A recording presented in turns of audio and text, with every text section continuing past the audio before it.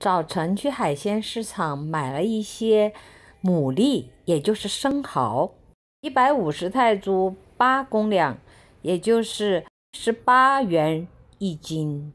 因为徐文斌老师说，被称为生蚝。牡蛎是一种贝壳类的动物，一般生活在江河入海口附近。它是一种什么阴阳合体的动物，所以呢也能叫阴阳双补。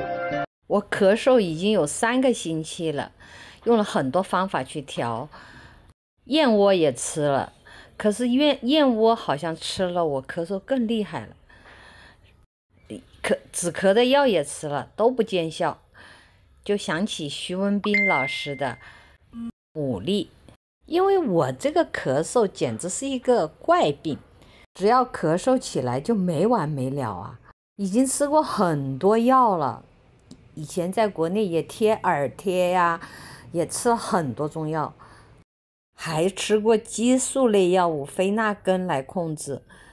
后来看到徐文斌老师说的这个牡蛎的阴阳双补的功效，我就试过一次，那一次试的效果是非常好的。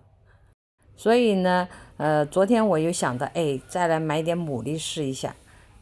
如果试的有功效，我会在下面留言告诉大家。我在想，它这种功效可能不仅仅是对于咳嗽吧，对于一些很多找不到病因啊、调理不过来的病，可能都会有帮助。它不是阴阳双补嘛，缺哪补哪。